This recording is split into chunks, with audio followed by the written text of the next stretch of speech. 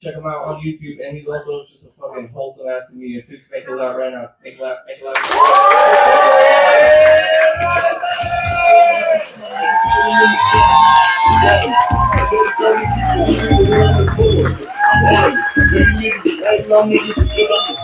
Keep it going for your host, y'all. Make some noise. Man, Tika, how we doing? Oh, it's nice to be here away from my goddamn family. Anybody else feel like that? We survived the holidays, baby. Oh, man, it's nice to be up here. I appreciate the change of scenery because I live in LA. I live in South Central Los Angeles on the corner of Crip and MS 13. I know that for a fact. It's spray painted on my house. In fact, you know you live in a bad neighborhood when you go to the grocery store in the middle of the night. I'm talking like 10, 11 o'clock at night, and there's a little girl out front selling Girl Scout cookies for $10 a gram. Yeah, for those of you that listen to hip-hop music, I'm on the corner of Schoolboy Q and Nipsey Hussle, all right? But the crazy thing is, I've been living in the hood for like 6 years now, and the world has gotten even crazier since then. People getting shot in school, people getting shot in church, people getting shot at daycare, people getting shot at the movie theater, people getting shot in bowling alley, people getting shot in Maine, the state of Maine. I thought the only people that died in Maine were in Stephen King novels, but apparently not. I'm happy living in the hood where it's fucking safe, okay? Seriously, we got bars in all our doors and windows. I know all my neighbors. We all got guns. There's police everywhere. And more importantly, there's no white guys walking around with guns. I never felt safer in my goddamn life. Speaking of safety, I grew up in a place that's next to a place that's really safe. I grew up in Seaside, which is right next to Monterey. Seaside, California. Only place I've ever been to where you can go to a liquor store and buy a whole sweatsuit. I grew up there, and Seaside, Salinas, Marina, they were kind of dangerous, but Monterey, Carmel, they were very lovely, you know what I mean? And I was able to figure out like where the safest area is in the city, and by this one sign, wherever I go, I look to see white people jogging, that lets me know things are gonna be A-okay. I've done the research. White people only jog in the safest part of the city, you know? You don't see white people jogging through Stockton, you don't see that shit, do you? You see a white guy jogging through Stockton, for the love of God, get your cell phone out, call the police. They need your help. They had a car, now they don't. It's a long run back to Livermore. They're not going to fucking make it. Oh, man, every time I see white people jogging in the city, it's like when you see... Sorry, I'm getting hot. I got hot before I came up here. Every time I see white people jogging in the city, it's like when you see deer drinking at the stream in the woods. You know what I mean? It just makes you calm and peaceful and shit. You're like, oh, kids, come on, take a look. Shh, don't scare. Look at the Caucasian in natural habitat. Look at him. Look, one was rollerblading. I still did that shit. That's amazing. Just like in the brochure. Come on, kids, take a close look. Oh, this off. Woo! Oh, the car, police. Back in the car. Back in the car. It's only funny because it's true. And ironically, I've seen the opposite of the all safe signal. The all safe signal is white people jogging. And honestly, you can tell how much safer it is by what they're jogging with. Like if you see a white woman jogging with a double stroller, you can't even stub your toe. You're going to be fine, all right? But if you're in a city and you see a shirtless man riding a girl's bicycle, you are in fucking danger, okay? And I saw 6 of them since I've been here in Manteca, so I just want you... I just hope all your catalytic converters are fully intact and all your car windows are workable when you get home. Oh, man. Who's drinking tonight? Make some noise if you're drinking. If you are drinking tonight, raise your glasses. We're here tonight. We survived the holidays. We're with the people we love, or we're at least trying to fuck tonight. So in that vein, this toast goes out to nipples. Without them, titties will be pointless. Now drink up. I love alcohol. It's one of my favorite drugs. People like to buy me drinks after my shows. Wink, wink. I was having a whole lot of fun in college playing drinking games with my buddies, but I had to stop because I realized my friends were playing a drinking game on me. Yeah, because I have this affliction as a comedian where if I get drunk off a certain type of liquor, I start to sound like a person that comes from the country that liquor came from. I'll give you an example. One time at a sushi bar with a bunch of my friends, we started doing sake bombs, and my black ass became Japanese. My homie's like, "Hey man, you want no support beer?" I was like, "Ooh, no. Oh no, I ain't no drinking no more. Hey, shit face, what the hell?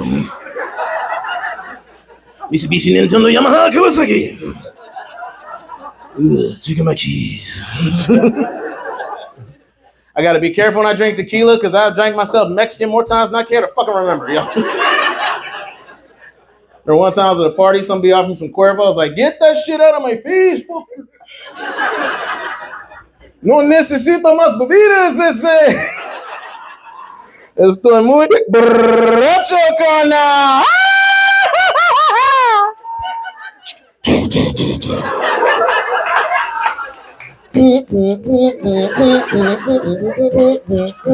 Go Raiders!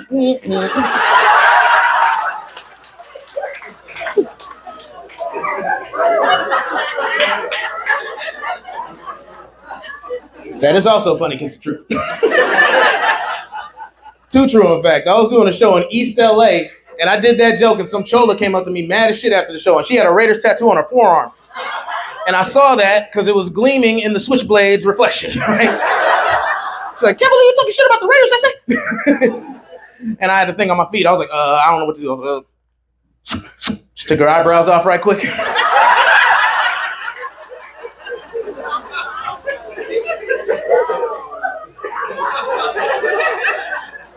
She looked so surprised I was able to get away. I'm sure you're all familiar with the term white boy wasted. That's me with way too much Coors Light in my goddamn system. Remember I was at a party in Santa Cruz, man. I was hanging out with my buddy and his friends. They're all surfers. They're all surfers. He's a surfer. I started drinking with them. I became a surfer myself. He's like, "Hey, man, you want a silver bullet?" I'm like, "Oh, fuck no, dude." I'm fucking hammered, child.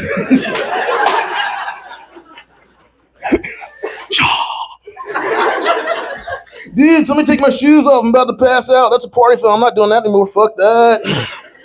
Last time I got drunk in Santa Cruz, you fuckers drew a cock on my face with white out, you sons of bitches." If you're just now getting the white out part of that joke, you're more racist than you thought.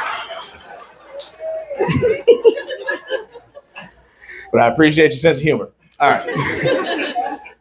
I'll tell you about one alcoholic beverage I am never, ever, ever doing again for political reasons alone. It's called Four Loko. Half of y'all had a flashback, I understand. For those of you that have never heard of Four Loko, congratulations, you're living a good life. You're probably healthy. Keep it up. Yeah. Four Loko is a combination of malt liquor and energy drink. It's like Colt 45 mixed with Rockstar. I have nicknamed Four Loko a liquid felony. Yeah, because you drink 3 of them bitches and you black out, you wake up in a holding cell next to a Raiders fan wondering what the fuck you did to end up there. Dude, what happened to your eyebrows? Anyway. I went to school for marketing. I studied a campaign. I am 100% convinced that Four Loko was created by the U.S. government to keep the black man down. I'm certain of this goddamn conspiracy. I've done the research. As far as beer is concerned, Four Loko is twice the size, it's twice as potent, it's half the price, it tastes like Kool-Aid and fucking crack, okay? So don't believe it's targeted for black people, look at the flavors it comes in. Blue raspberry, fruit punch, grape, and shit you not, watermelon, you motherfuckers. That shit was any more targeted for black people, each one would come with a coupon for Popeye's chicken and sporting waves on the side of the goddamn can. I bought a Four Loko just to see what that shit tastes like. Every sip of this drink made me want to take poor life decisions, y'all. I had my Four Loko, I was like, yeah, I think I'm gonna start a gang. Or rob that liquor store across the street. I'm put 40-inch rims on this Toyota Camry.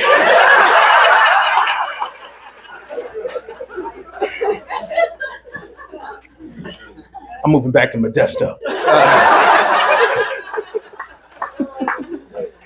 Anybody here from Modesto? Okay, I saw a line of little girls' bikes parked up front. I guess that's what it was. Just messing with y'all. Oh, this is fun. I'm wearing this t-shirt today in solidarity with my boy Luigi. I got his brother out there saying free his boy Luigi. And I'm about to talk about the subject of a healthcare CEO getting shot and assassinated on the streets of New York. And if that's too soon for you, it wasn't too soon for the fucking internet, I'll tell you that right now. I have never seen everyone collectively have a lack of empathy for this person because everyone collectively has been fucked over by a healthcare system. You know what I'm saying? Everybody, black people, white people, tall people, short people, Asians, Indians, trans, gays, everybody was like, fuck that healthcare CEO piece of shit.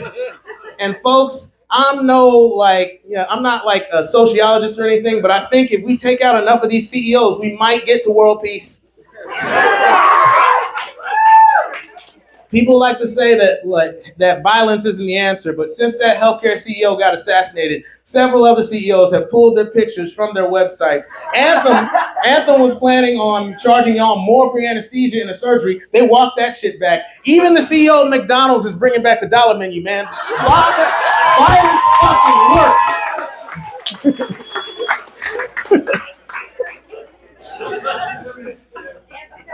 That McDonald's CEO is under extra pressure because that worker snitched on our boy Luigi when she should have been minding her McFucking business.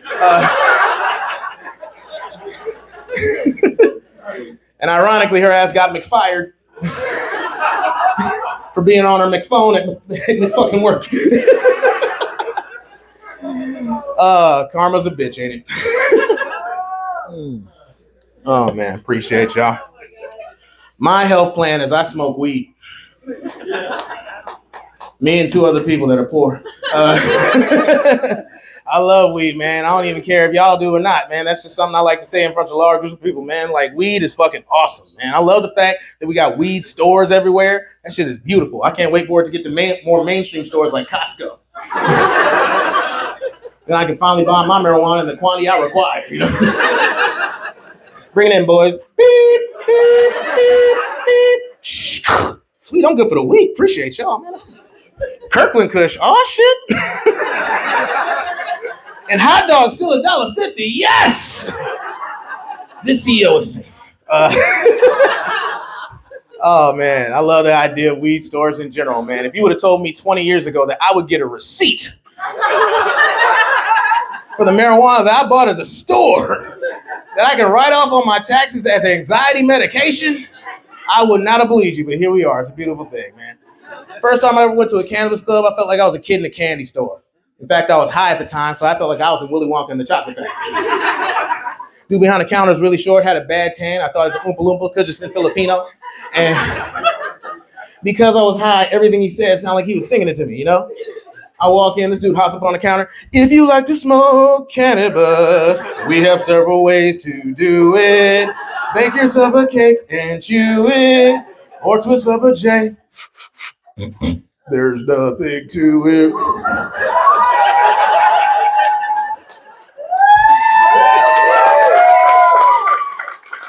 And he really did the jazz hands. That's why I'm leaving it up here like that. I was like, I'll take 2 bags of that shit, Spirit Fingers. Hook it up. He's like, coming right up. Oompa, loompa, doobity doo. I have a bag of chronic for you. As you probably know, at the Cannabis Club, all their weed has titles: Grape Ape, Purple Urkel, Kirkland Kush. The weed I bought this particular time was actually called Willy Wonka, right? I took it home, rolled it up, smoked it. 15 minutes later, I'm looking the goddamn wallpaper off my house, y'all.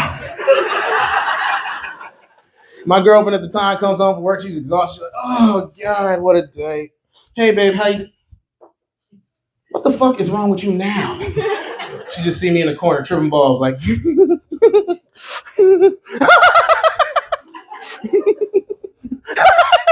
Babe, you gotta try this. It's snozzberries. Tastes like snozzberries. Then she took a hit and got all bloated and blue. This was... Oh, man, I'm telling you, it's rough. Oh, boy. I love weed because I still love video games. You know, getting older now, and I still love video games. Video games have grown up with me. My ex hated I was a grown man that played video games, and my Xbox is still there. Who won that battle, right? But to be fair, my Xbox had an unfair advantage. My Xbox doesn't say things to me like, not tonight, I have a headache, or don't stick that there, that stings. You know, And to be fair, I love video games before I even love women, man. Clap your hands if you had the original Nintendo Entertainment Center. And I expected y'all to make a little more noise because if you have an original Nintendo, you got some strong ass lungs. Because anytime you want to play Excite Bike, it took 2 hours of this shit.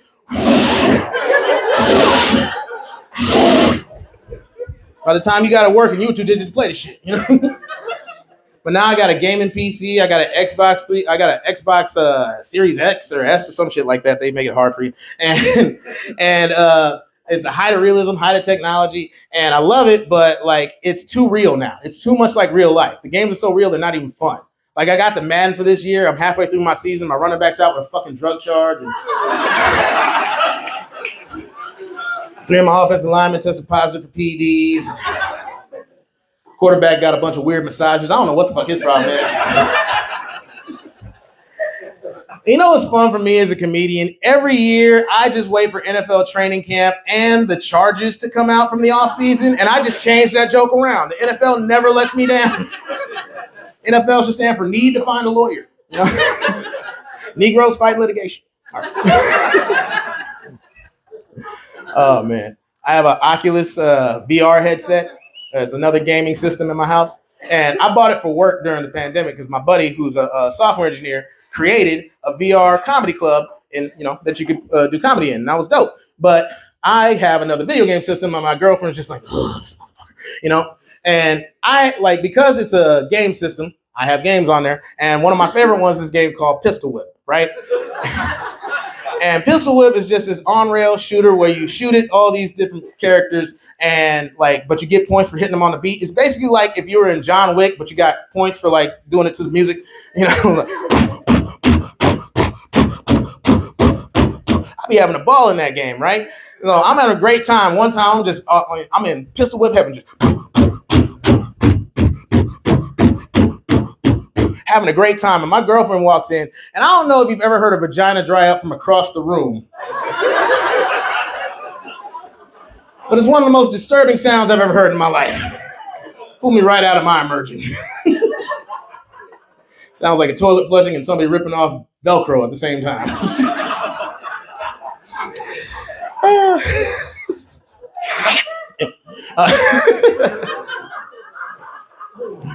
So obviously I'm single. And back out in these dating streets, and it was rough because I was in a long-term relationship. And it had been so long term that the apps hadn't really dropped like that. I think Tinder was the only one that was out. Everybody was still on like the dating sites. They had eHarmony for everybody that had, $30 a month. Plenty of Fish for everybody that didn't. Christian Mingle for hypocrites. Snapchat made that pussy for the Lord. Christian Mingle had the best profiles, though. You go on some chick's profile, she'll be, I'm looking for a nice, down-to-earth, God-fearing man who's into Psalms, Genesis, and anal.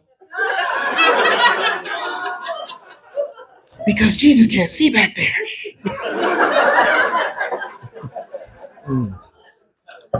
They had J-Day for Jewish people. They had Asian Date for software developers. They had something for everyone.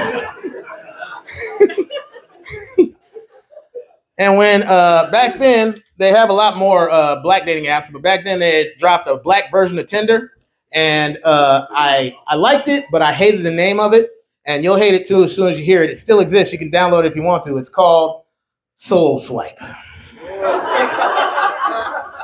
Yeah. And I really wish it was called Black Tinder because that's way less fucking offensive than Soul Swipe, all right? If Soul Swipe was any more stereotypical, every time you swipe on some of these pictures, it sounds like a goddamn DJ scratching. What? Where are these Popeye's chicken ass coming from all of a sudden? This is some bullshit. Online dating is a trip. Went on a date with a chick I met online a couple months ago, and I got catfished. Actually, I had to come up with a different term because the girl I went on this online date with looked exactly like her profile picture. But I realized she was taking those pictures from the perfect angle. Yeah, because ladies have this online trick photography that I like to call the iceberg pose. That's when all your selfies come from way up here. And I call it the iceberg pose because much like an iceberg, 85% of your mass has been cropped out of this goddamn picture.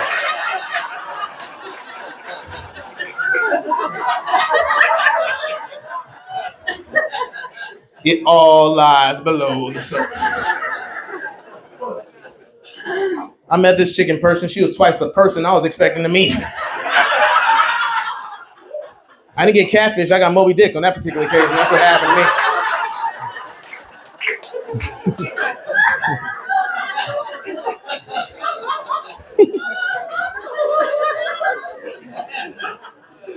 Don't worry, I saved her my phone as the deadliest catch. We've been dating for about 6 months now. Because here's the thing, man. I wasn't tripping off the fact that she was big. I was tripping off the fact that she lied to me. All right. I love big girls. I fuck in my weight class. Thank you very much. I got a titanium bed frame from Amazon. I'm not fucking around with these hoes anymore.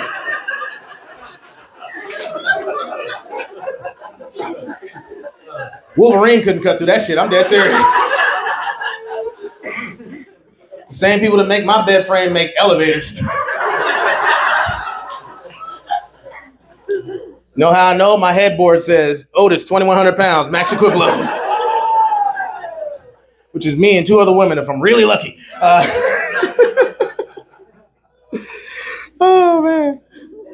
I love big girls because big girls usually come stock with big titties. Fellas, you love big titties, make some noise. You know your girl got some big titties. When she want to have sex on top, you got to put in a fucking mouthpiece.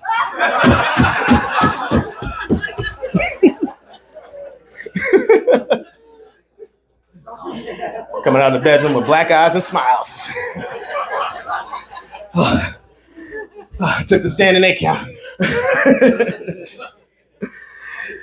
Big girls are usually a lot of fun. They got great personalities, usually have their own shit, got their own place, got their own car, got their own job, or their own business. And to be perfectly honest with you, big girls have an oral fixation that's just, mwah! God bless all of you. Woo! Oh, skinny girls, thanks for playing, but big girls love having shit in their mouth. Hallelujah.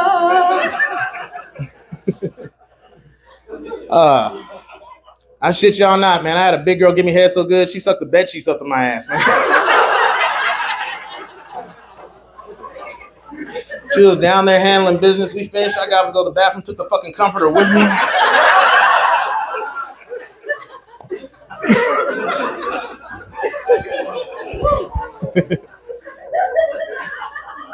And I like to reciprocate, but you got to be careful when you're going down on a big girl. Because if you really handling business down there, your girl will turn to another person on you in the bedroom.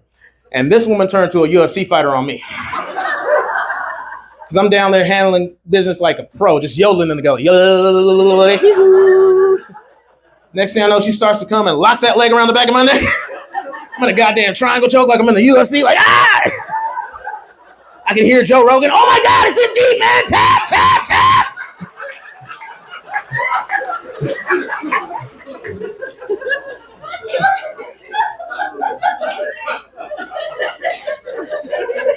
I'm waking up 10 minutes later. She's holding my legs in the air so the blood's going back down in my brain. Telling you. Here's something interesting to happen to me before I get up out of here. Got like 2 more jokes and I'm leaving. All right. I was messing around with this younger chick, and I'm 41, which I don't know if you can tell from looking at me, which is 67 in black years. And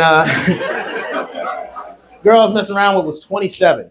And she was wearing me out. She wanted to go all night long. And I was talking to my homie like, man, what do I do? So he hit me up to this homeopathic remedy called these honey packs.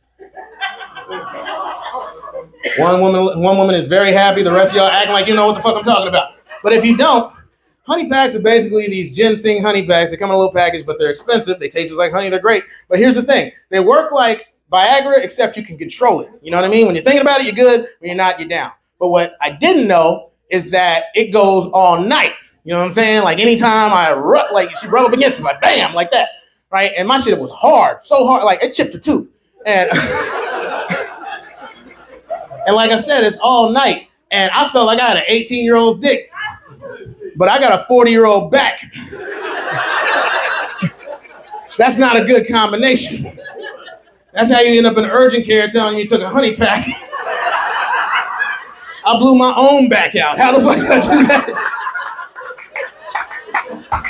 Oh, man. We having fun, y'all.